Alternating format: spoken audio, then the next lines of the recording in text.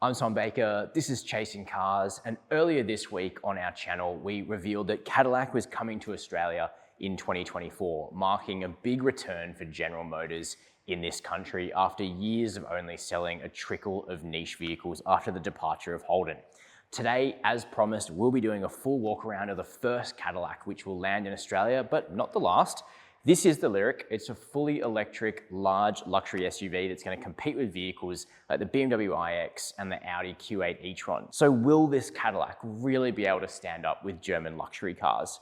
The Lyriq has been on the market in the US for about a year or so now. By the time it lands in Australia, it will be a couple of years old, but this is the version that we will be receiving. It's got all-wheel drive, and it's got what Cadillac says is a true luxury grade interior. We're going to be checking that out in today's video. We'll take a look inside. We'll go around this big black luxury SUV and see what we think of it. Of course, there will be first drives of the Lyriq and future Cadillacs launching in Australia later. This will be an EV only brand. Let's dive into what Cadillac is going to look like down under. But first, hit subscribe. Chasing Cars, honest reviews of your next car. Brought to you by Budget Direct. Despite the size of the Lyriq, Cadillac hasn't been able to package a frunk on this vehicle. The bonnet is double latched, a bit like a BMW.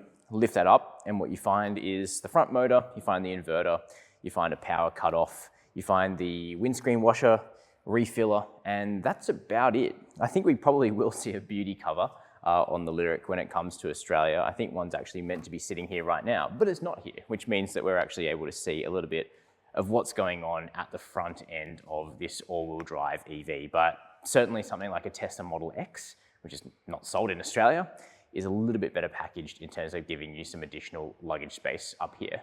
In terms of styling, the Cadillac Lyriq tries to blend a bit of history with a sort of progressive, forward-thinking, EV-esque aesthetic, and I think it does so relatively successfully. There's definitely no hiding that this car is American, and Cadillac's not trying to pretend that it's a European luxury manufacturer, but at the same time, I don't think this car looks sort of super traditionally American. It doesn't have lashings of chrome, for instance, and this one, which is largely black inside and out, is really quite understated. I mean, think of like Boss Hogg's Cadillac Eldorado or something from the 1950s. This doesn't look like that. Now, at the front end, what you do see is a closed-in grille and the monochrome Cadillac badge, which looks pretty cool. And the big waterfall strip of LED lights is also giving this car a pretty mean signature. Now, I like the fact that the Lyriq does have a long bonnet. Now, I think that cab rearward design is inherently quite attractive, and that's been maintained on this vehicle, even though it is a full EV. Just wish there was a frunk under there, which unfortunately there is not. 21-inch wheels are almost reasonably sized on a vehicle like this, because we actually are still getting a fairly chunky bit of sidewall. But the fact that this tire is not an aggressive model, I think gives away a little bit about what this car is trying to do and what it's not trying to do. This is a Michelin E-Primacy, not a sporty tire. And all of the road tests by people that I like to read out of America suggest that this is a comfy cruiser. It's not meant to be a sports car. It's not a Lyriq Blackwing. As you move further down the side of the Lyriq, past the relatively subtle Cadillac badge on the front three-quarter and these big mirrors, which should afford good visibility, we see more about how this car is surprisingly subtle for an American luxury vehicle. You do have the slightest bit of bright work around the glass house here, but it's all darkened. It's not sort of bright chrome. Again, this one's blacked out, but you will be able to go for a range of other colors. And if you have a look at the American configurator for the Lyriq, that'll give you a pretty good idea of the sorts of color and trim options that will be available to Australians. But it's actually at the back of the Lyriq where the design takes a big turn. What we have here is the Cadillac logo again with a light behind it, much the same as at the front, although the lighting software on this early right-hand drive car isn't completely finished, so I can't show you all of the functionality. You do have your Lyriq badging, and also over here we have the badge for the sort of powertrain that's used by this car. This one says 600 E4, which means 600 Newton meters of torque, electric, all-wheel drive, except it doesn't have 600 Newton meters. It has 610. But for some reason, Cadillac badges cars with their metric torque, but rounded to the nearest 100, I believe it is. So that's a slightly odd element here. Anyway, the boot release is the Cadillac badge.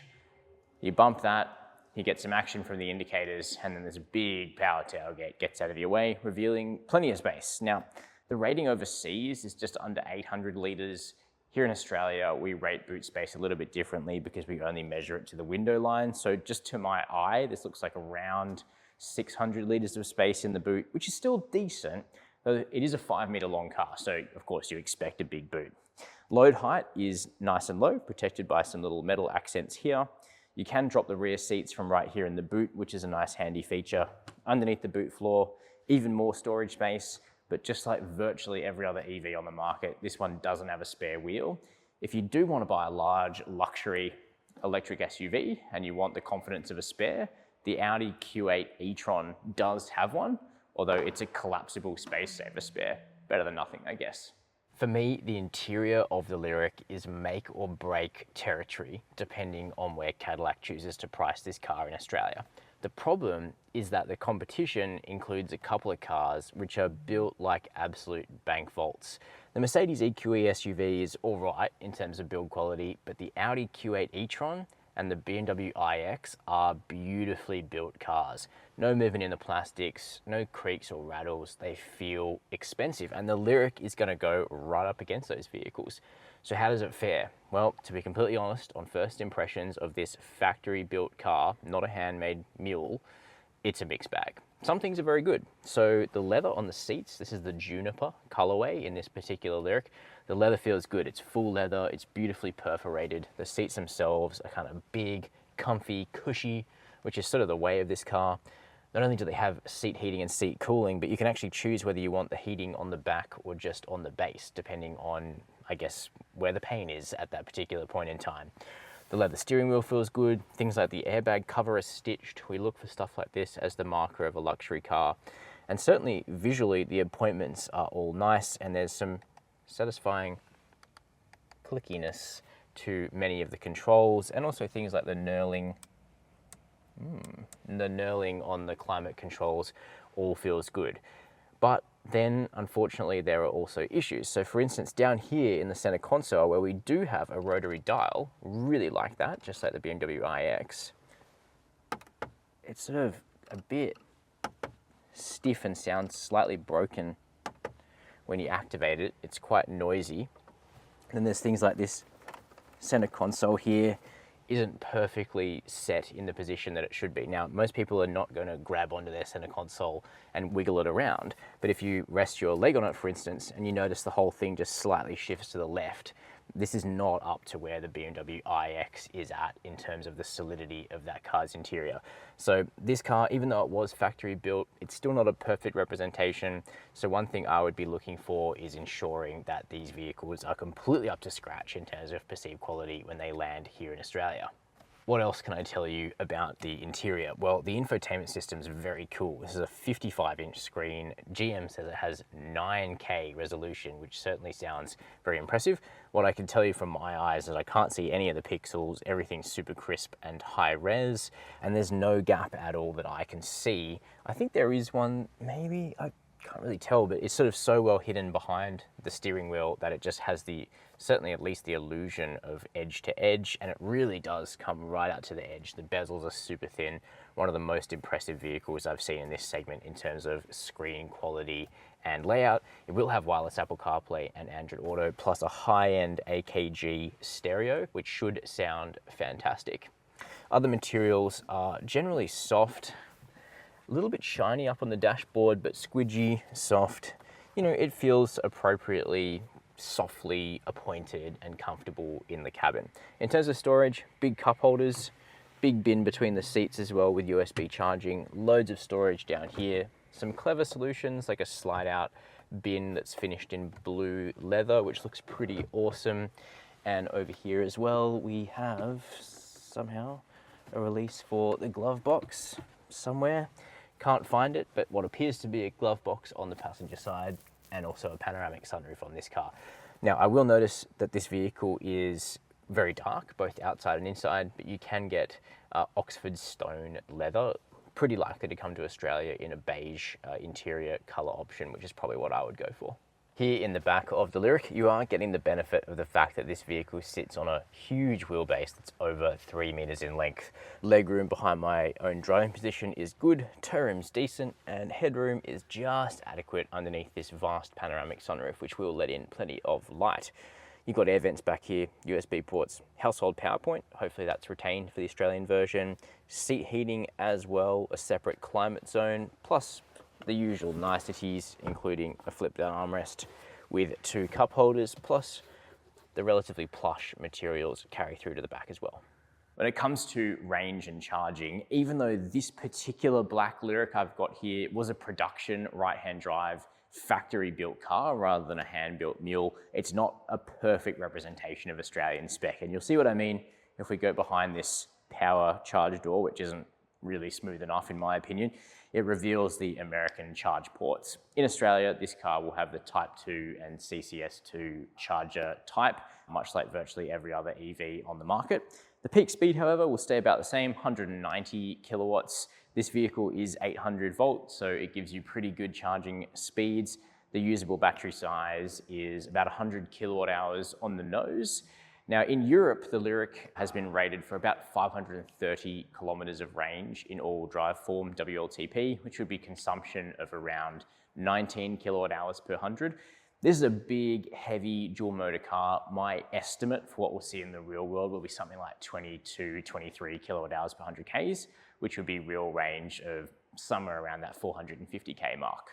While Cadillac had one right-hand drive Lyriq to show off, and it made 3 of its senior executives available for interviews, General Motors was cagey about many of the details of the launch of this brand and this car in Australia. Topics like servicing costs, servicing locations, and warranty were not addressed.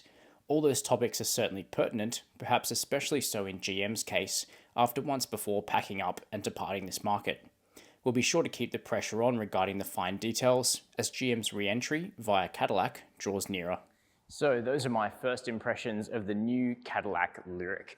This is certainly an interesting entry into the large luxury electric SUV space. It's something very different to the way BMW, Audi, and Mercedes are doing things in this segment.